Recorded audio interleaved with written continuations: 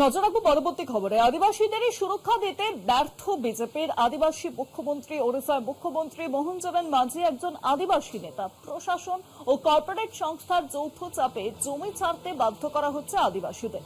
ওড়িশার রায়গাদায় ইতিমধ্যেই দেখা যাচ্ছে যে বেদান্তের বক্সাইট খনির জন্য জমি হারাচ্ছেন আদিবাসীরা। অভিযোগ সরাসরি হুমকি দিচ্ছে জেলা প্রশাসন।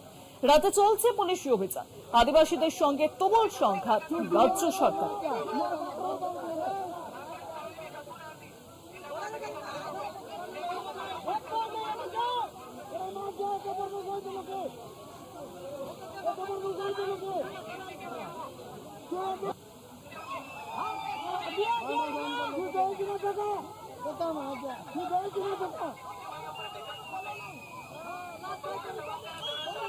কি অভিযোগ উঠছে, কি হয়েছে, আরো বিস্তারিত এই বিষয়ে জানাবে নিউজরুম থেকে রয়েছেন প্রতিনিধি নিমাই পন্টা। নিমাইদা।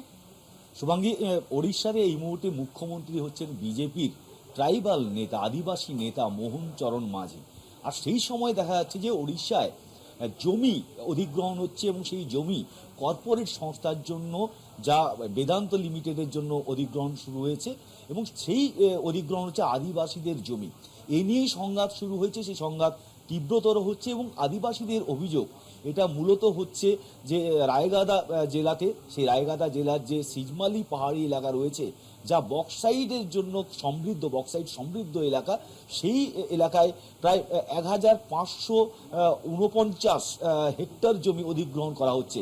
2022-23 সালে এর অর্ডার বেরোয় এবং এই খনির জন্য, বক্সাইট খনির জন্য যে বেদান্ত সংস্থা রয়েছে তাদের জন্য তারই অধিগ্রহণ শুরু হয়েছে। এবং সেখানে যেভাবে আদিবাসী মুখ্যমন্ত্রী, আদিবাসী নেতা, বিজেপির আদিবাসী নেতা মোহন চরণ মাঝি, তার শাসনকালে, বিজেপির শাসনকালে যেভাবে আদিবাসীরাই বঞ্চিত হচ্ছে বলে অভিযোগ এবং তাদের জোর করে জমির কাগজ নিয়ে নেওয়া হচ্ছে, তাদের বিভিন্ন সময় পুলিশি হেনস্থা করা হচ্ছে, রাতে পুলিশি অভিযান চলছে বলে অভিযোগ এবং সেই সঙ্গে রাতে গুলি চালাচ্ছে পুলিশ বলে অভিযোগ করছে আদিবাসীরা। এবং স্কন্দ আদিবাসীদের ধর্মীয় ও সাংস্কৃতিকভাবে এই এলাকা খুবই তাদের কাছে খুব গুরুত্বপূর্ণ।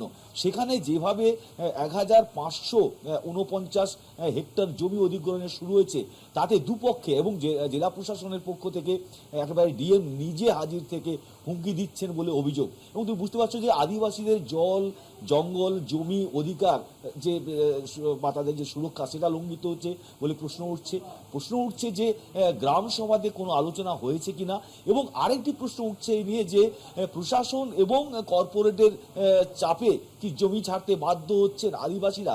সব মিলিয়ে আদিবাসীদের জমি অধিগ্রহণ কেন্দ্র করে ওড়িশার এই এলাকায়, যে রায়গাদা জেলার যে সিজমালি পাহাড়ি এলাকায় প্রতিদিনই বিক্ষোভ দেখাচ্ছেন আদিবাসীরা এবং আদিবাসীদের সঙ্গে প্রশাসনের বা পুলিশের, তাদের সঙ্গে সংঘাত বা উত্তেজনা তীব্র হচ্ছে।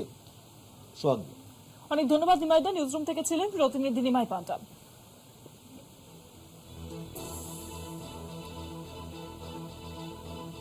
আদিবাসীদের সুরক্ষা দিতে ব্যর্থ হচ্ছেন ওড়িশার মুখ্যমন্ত্রী মোহন চরণ মাঝি।